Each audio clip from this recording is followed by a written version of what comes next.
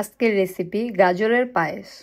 অসাধারণ মজার একটি রেসিপি আজকে আপনাদের মাঝে শেয়ার করব। গাজরের সিজন থাকতে আপনারাও একবার বানিয়ে খাবেন। চলুন প্রসেসিংয়ে চলে যাই। নিয়ে নিলাম 2টি গাজর। গাজরগুলো ছিলে নিয়েছি আগে। এখন একটি গ্রেটার দিয়ে এটাকে আমি গ্রেট করে নিচ্ছি। দেখতেই পাচ্ছেন 2টা গাজর গ্রেট করে আমার এই পরিমাণ হয়েছে।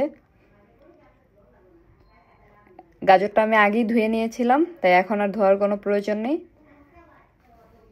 আপনারা যদি কুচি কুচি করে কাটতে পারেন তাহলে কেটে নিলেও হবে। চলুন রান্নায় চলে যাই। একটি কড়াইতে আমি এখন ঘি দিয়ে দিলাম আগে থেকে গ্রেট করে রাখা গাজরগুলো দিয়ে ঘিয়ের মধ্যে এটাকে খুব ভালোভাবে ভেজে নিতে হবে 5 থেকে 7 মিনিটের মতো, যেন গাজরের গন্ধটা না থাকে।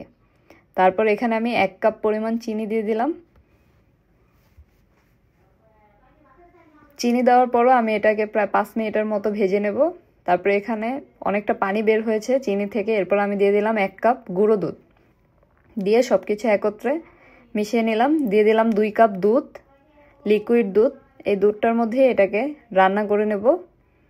আগে থেকে ভেজে রাখা কাজু বাদাম আর কিশমিশ দিয়ে দিলাম, দিয়ে ঢাকনা দিয়ে কিছুক্ষণ অপেক্ষা করলাম। এটাকে এখানেই মিডিয়াম আঁচে রান্না করতে হবে। কিছুক্ষণ পর পর লেড়ে দিতে হবে। ঢাকনা দিয়ে একটু ঢেকে অপেক্ষা করলাম। এই যে দেখুন কি সুন্দর ঘন হয়ে গেছে। হয়ে গেল আমার মজাদার গাজরের পায়েস। অল্প কিছু উপকরণ দিয়ে খুব মজাদার এবং সুস্বাদু একটি রেসিপি। আপনারাও বাসায় বানিয়ে খাবেন। কেমন হলো কমেন্টস করে জানাবেন। ভিডিওটি ভালো লাগলে লাইক কমেন্ট শেয়ার করতে ভুলবেন না। পেজটিকে ফলো দিয়ে রাখবেন এরকম নতুন নতুন আরও অনেক ভিডিও পাওয়ার জন্য।